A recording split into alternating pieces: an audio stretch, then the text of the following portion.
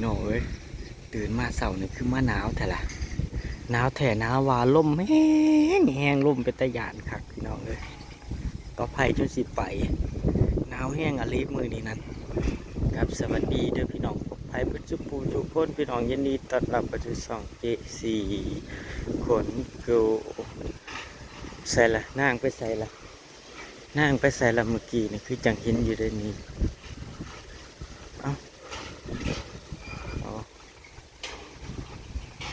นั่ง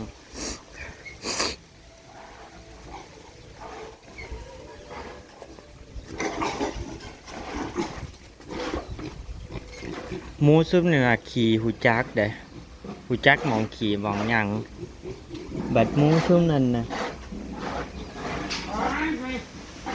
บัดหมูซุปนี่นะบ่จักบ่จักมองขี่มองตดขี่มั่วไปเลย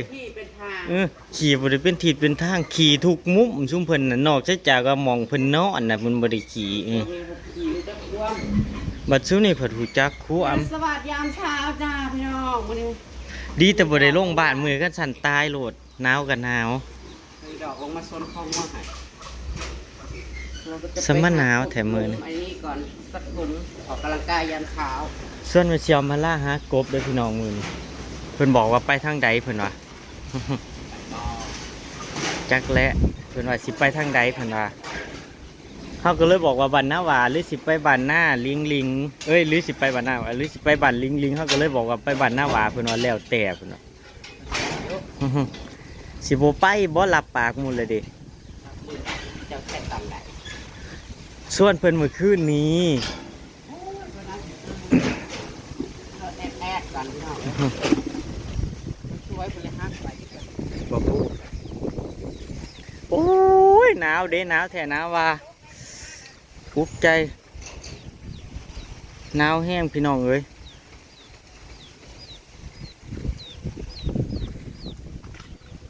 หนาวมากนั่งว่าสิคุดนานพักพี่น้องผ่าตั้งก็ยังไม่ทันเลยล้อมพี่น้องเอ้ยไม่ทันเลยล้อมทันเลยยังเพราะว่าให้ลุงหลานซื้อมาให้อยู่ปากซองพี่น้องน้องครับใจแทบขาดความหนาวนะพี่น้องทั้งฝุ่นหนาวคือทั้งหนีบอพี่น้องตอบเคยแน่หนาวบอทั้งฝุ่นนั่นทั้งหนีสมะหนาวคักแท้อลิยร้อยลิมือนี่ตื่นมานั่นตอนแรกคิดว่าคือฝนสิตกกระบ่อได้ละแต่ว่าคึมอยู่แสดงว่าลมหนาวมากแล้วบอพี่น้องคือจังไดเขาว่าพายุสิมาเบิดแล้วบอพายุนะโอ้จักบ่ได้เบิ่งพยากรณ์บ่ได้เบิ่งอากาศ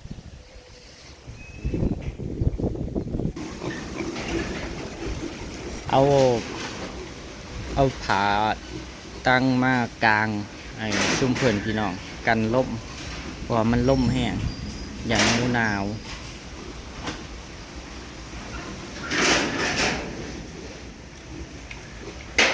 คอกนี้มี10 ตัวเด้อครับเด้อคอกนี้มี10 ตัวคอกนี้มี15 ตัวพี่น้อง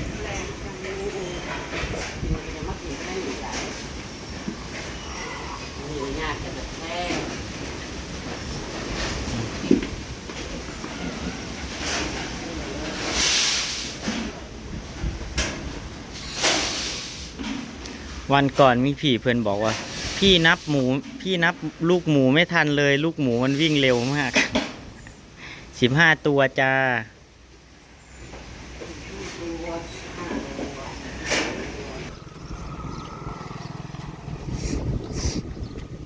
โอ้ย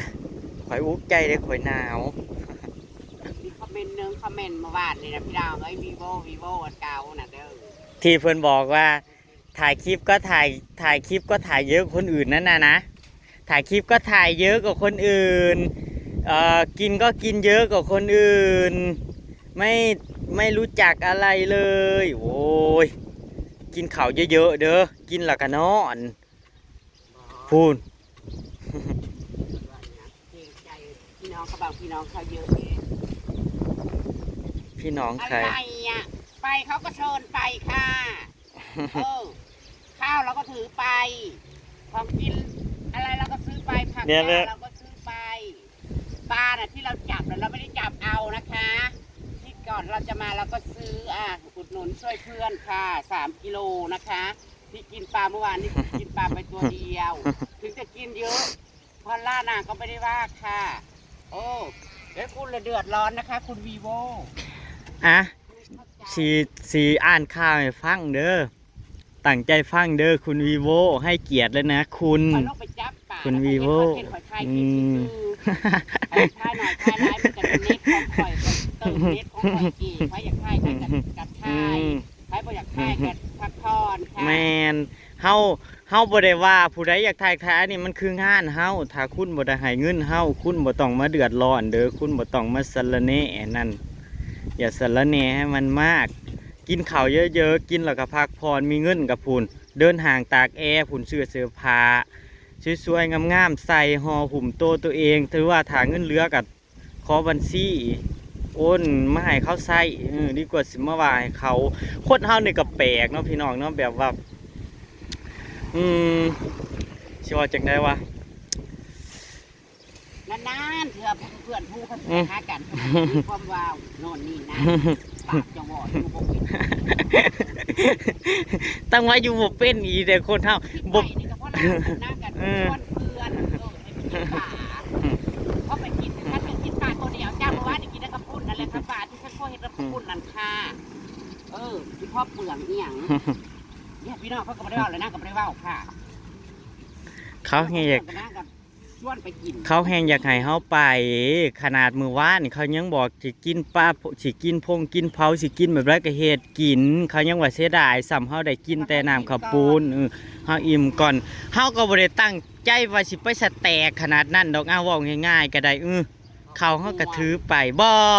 เฉพาะอันนี้ถ้าบ่เข้าหูไผก็ขอโทษขออภัยเด้อเฮาเว้าเฉพาะคนที่แบบว่า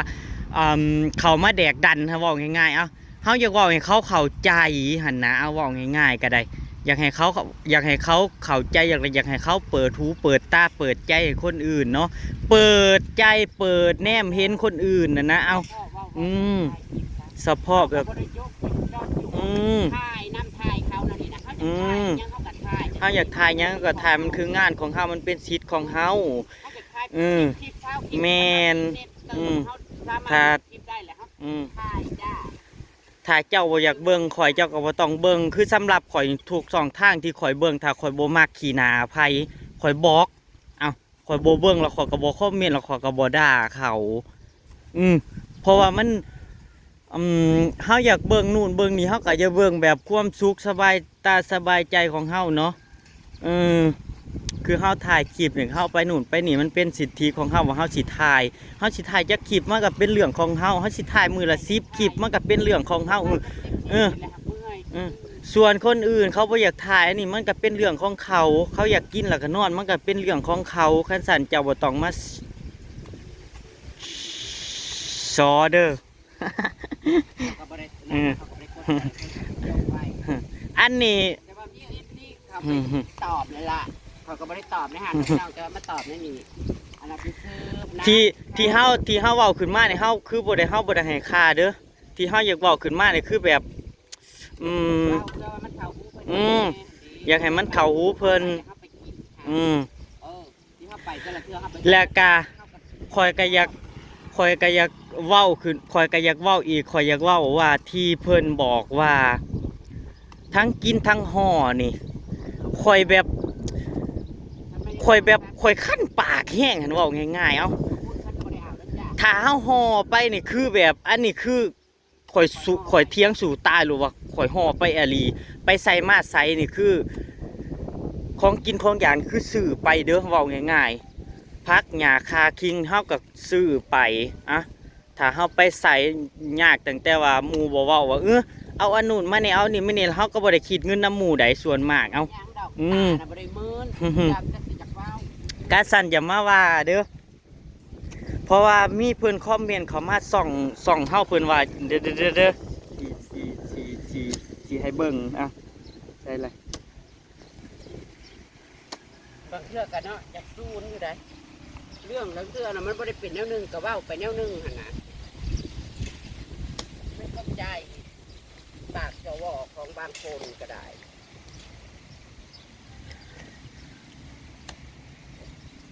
นี้เราจะขุดปลูกต้นกล้วยดีกว่าแล้วไป อีเดสที่เพิ่นว่านี่เพิ่นว่าสองผัวเมียเรื่องกินไม่ต้องบอกไม่ลงทุนแต่กินเยอะกว่าเพื่อนอีกกินไม่พอห่อกับห่อแดกไม่ยอมเสียเปรียบคนอื่นเลยคลิปก็ถ่ายเยอะกว่าคนอื่นอีกมึงไม่ได้รู้ความจริงค่ะ แน่มากๆมึงลีโอพูดอะไรวะไม่ให้ทำอะไรหรอกแดกอย่างเดียวโอ้ย ตอนเขาเห็นบ่ได้มานั่งเบิ่งได้ล่ะมานั่งเว้านั่งรับแต่ตอนเขากิน มีปัญหายังกะทักมาเด้อนัดตบโหลดผู้ใดเจอหน้าแล้วตบไปข่อยนี่เด้อตบแล้วก็แซดมาหาขอก็สิโอนเงินค่าตบให้สัก100-200ทำอะไรเหรอป้าสะกิดว่า ป้ากับครูอ่ะเฮาไปเฮาก็บ่ได้นั่งให้คนอื่นเฮ็ดให้แดกได้แหละเฮาไปเฮาก็เฮ็ดอยู่เฮ็ดกินไปซักเฮ็ดอยู่เฮ็ดกินป้ากับครัวเองกับข้าวกับน้ำก็เฮ็ดเองแถมยังลงจับป้าคนป้าซอยเขาอีกที่เฮาไปก็คือเพื่อนพูงเนาะ จับให้เขาเด้อจับให้เขาแหกขี้ตาดูคลิปให้มันจบไม่ใช่เข้ามาคอมเมนต์พูดให้คนอื่น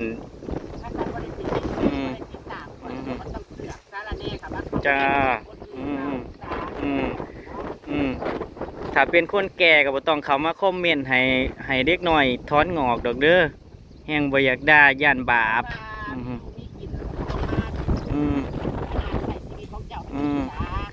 พูนคือคอยเว้าไปหาเที่ยวกินล่มส้มวิวพุ่นไปใส่เงินใส่ค่ำใส่ของดีๆหาของแซ่บๆกิน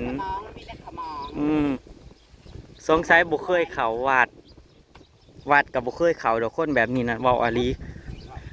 แต่คนส่วนมากนะคนที่มักสะระแหน่เรื่องคนอื่นน่ะพี่น้องชีวิตเขาชาติที่เห็นมาเขาบ่มีความสุขหรอกเว้าง่ายๆแล้วก็บ่มีคนโคบน้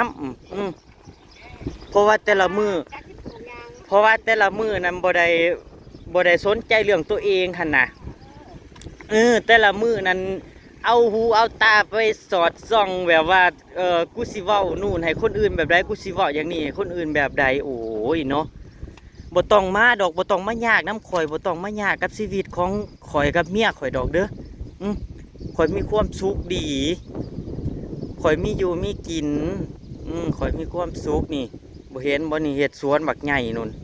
ส่งในพักผุนมาอาสิปลูก ส่งในพักผุนมาให้ข่อยดีกว่าสิมาว่าให้ข่อยแทนทีเห็นข่อยเลี้ยงหมูโอ้ยตบมือเพียบเอ้ยเอาบัญชีมาเดี๋ยวพี่จะให้ค่าอาหารหมูเห็นข่อยปลูกพักสวนใหญ่ๆเดี๋ยวพี่ส่งในผักไปให้อย่างนี้เนาะแทนทีสิแบบนี้ดีกว่าสิเขามาว่าให้กันให้กำลังใจกันแต่ว่าเห็ดยังกับตบมือเพียบผุนให้บูดูโฆษณาผุนให้หลายๆอันนี้คลิปให้จักเบิงให้จักบอมีแต่เขามาแบบเว้านู่นเว้านี่นั่น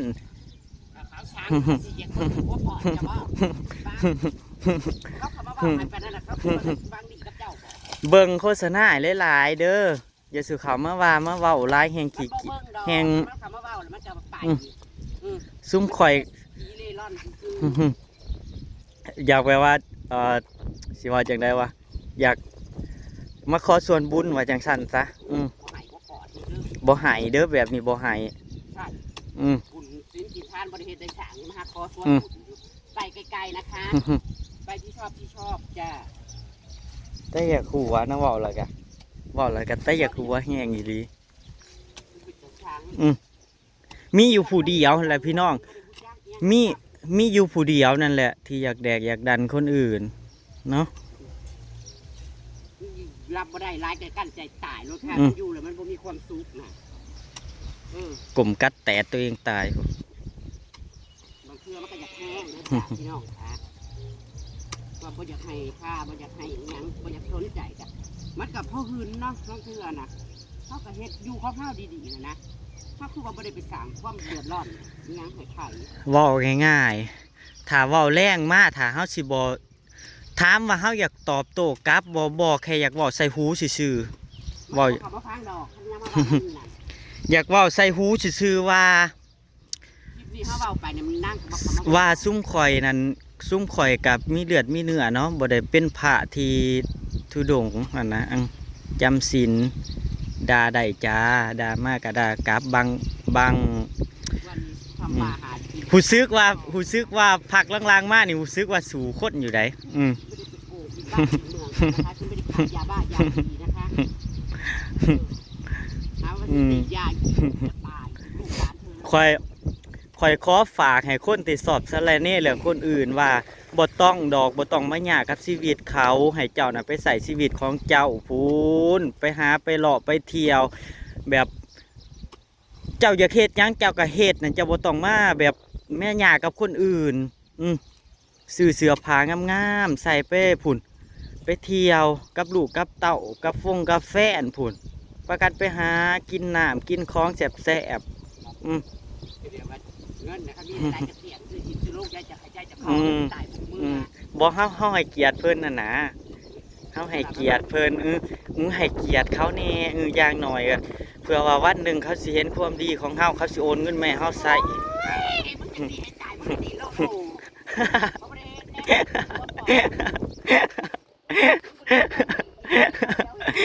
เพื่อว่าเขาเห็นความรอข่อยแล้วเขา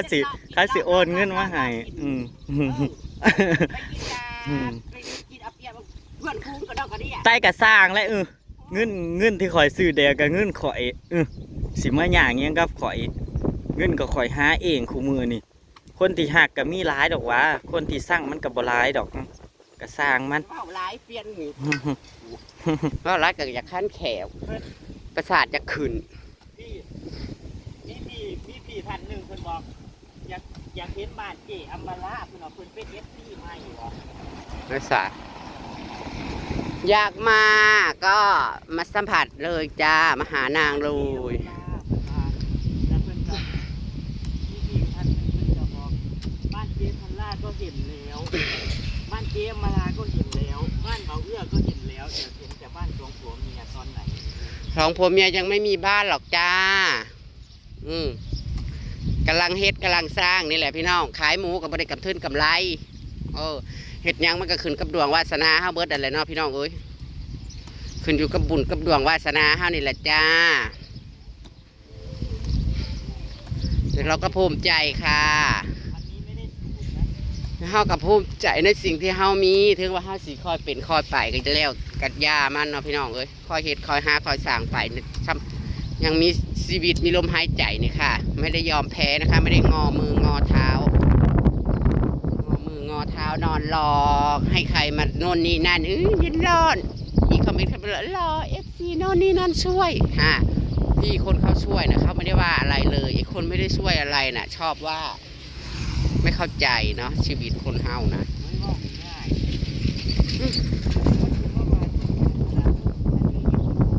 บ่จ้าบ่ได้มีตัวตนในโลกใบนี้ดอกโอ้ยว่าแล้วก็ปวดเสียนเนาะพี่น้องเอ้ยคันบ่เว้ากันอยากให้เพิ่นได้ยินนำอยู่บ่เว้าก็อยากให้นางได้ยินนำอยู่นะผู้เขามาเว้ามาว่านะบ่ได้เมินหูเมินตาอีหยัง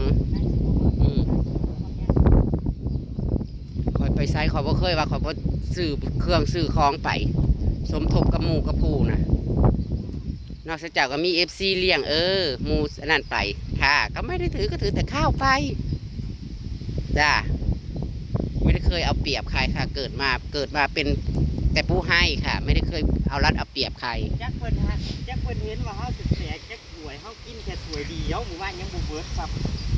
ำนั่นแหละเขาก็ยังบ่ได้กินหมู่บ้านนี่นะก็อยากว้าวได้เห็นอะไรสักมีแนวว้าวได้สักเขาบอกฮู้เลยที่ว่านางเป็นนางมีสิทธิ์นางมีตัวตุ่นเบาเป็นโตเป็นยังค้าข้าเก่งนาตีก็เราก็ว่านั่นอันนี้เราจะปลูกกล้วยนะพี่น้องทั้งนี้นะฮะสิปลูกกล้วยไปมาใส่ใจกับพวกกับสวนนี่แหละจ้าแต่ว่าก็ใส่อยากว่าในจักหน่อยค่ะส ส่เอาหางสำไรซีเจมาเลยหาบ่เอาชิดหัวปันได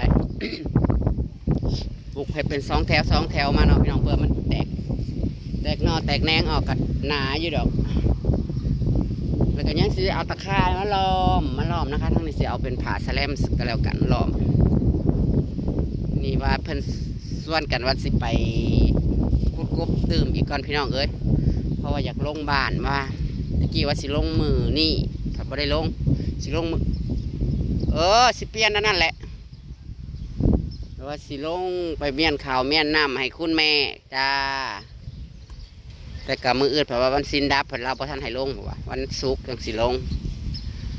ก็ลงประมาณ3 มื้อหมูกันยังน้อยก็ให้ยายนี่เกลือให้ซะก่อนมันพอท่านได้กินหลายดอกช่วงในมือละทั้ง